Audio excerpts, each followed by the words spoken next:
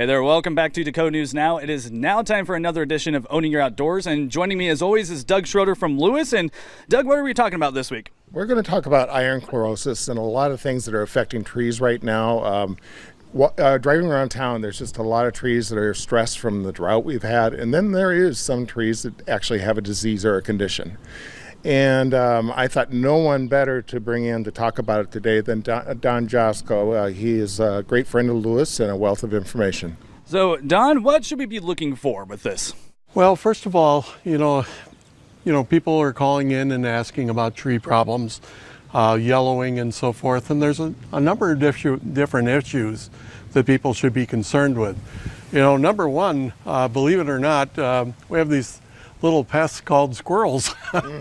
And squirrels sometimes require nutrients, and what they'll do is they'll go in and they'll literally feed around the base of the stem of the tree, and it will start to turn yellow. And of course everybody thinks, oh my gosh, you know, I have a disease or something like that. No, you have squirrels.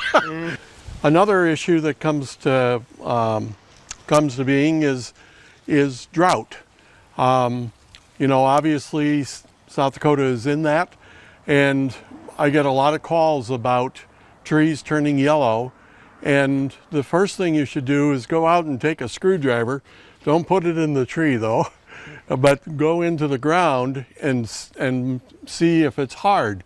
If it's hard, you need to water that ground because the tree isn't getting enough water. And this is especially true, I mean, it's not just for new trees, but even older trees. I do want to show you, there are some things that you can do as a homeowner, but it also depends on the size of the tree that you have.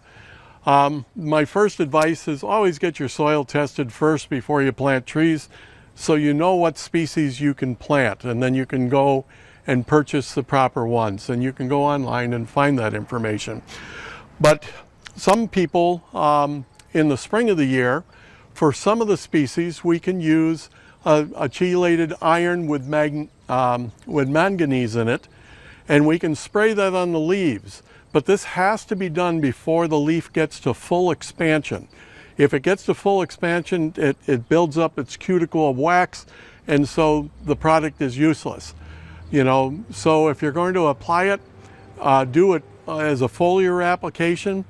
You could try to do it as a soil application of using, you know, an acidifier. Some places will do injections.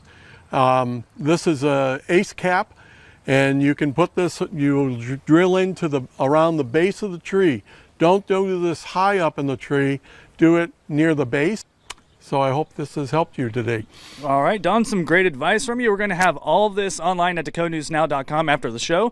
Don, Doug, thanks for joining us this morning. Make sure you stick around because we have Fastcast coming up next.